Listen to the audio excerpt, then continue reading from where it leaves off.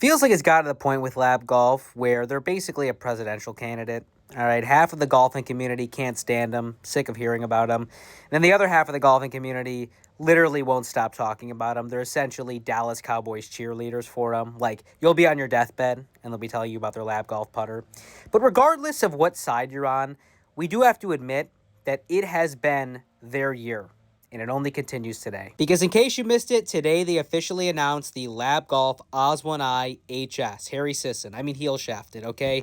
And they're trying to caress in that half of the golfing community that has not traditionally been Lab Golf fans. Now, it's a little bit deeper than this on the Lab putters, but essentially on a line angle balanced putter, the shaft axis needs to be in line with the dead middle of the center of gravity of the putter. And traditionally, the easiest way to do this is to have the shaft just enter into the actual head, but a lot of people don't really like this look. So in an attempt to appeal to those people, Lab created an Oz 1 with what they are calling a riser. They made it very clear they do not want people calling this a hosel. You will be banished. You will be sent to the gulag. This is an aluminum riser. And the reason they're calling it this is because the hosel length needs to rise as you go upright in lie angle to maintain lie angle balancing. If you're kind of confused, just think about it like this. As the shaft gets flatter, it's going to start pointing more outward toward the toe, so you have to make the hosel shorter and bring it more in line with the heel, vice versa. And here's how this thing looks at address. Now, there's a few things I really like. There's a few things I don't. We'll cover them all. But first up, I do appreciate that since the shaft doesn't run through the middle of the head, it does not interfere with the alignment aid at all. Like you can see on this, if you get a longer line that stretches back here, it's going to run through the shaft. I also do really like the fact that the top line is straight all the way through on the new one. On the old, you can see it's like triangular. And now onto the couple of things I don't really love on the new one. First up, the top line is very thin. Personally,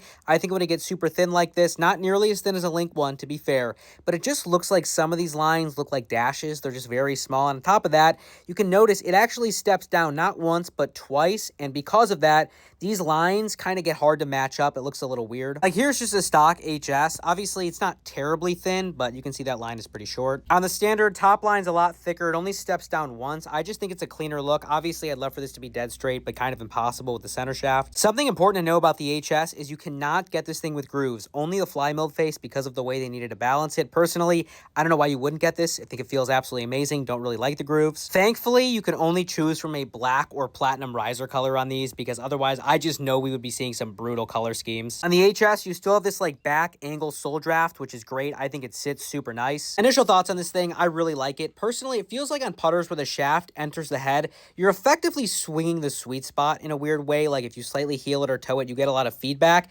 And it almost feels like the next putt's going to be unpredictable because you're not exactly sure whether you're going to slightly heel it or toe it. On this one, it's harder to tell when you mishit it, so it almost comes off a little bit nicer in my opinion. We'll see once I have them fully spec'd out and can compare, but overall, I think it's very solid.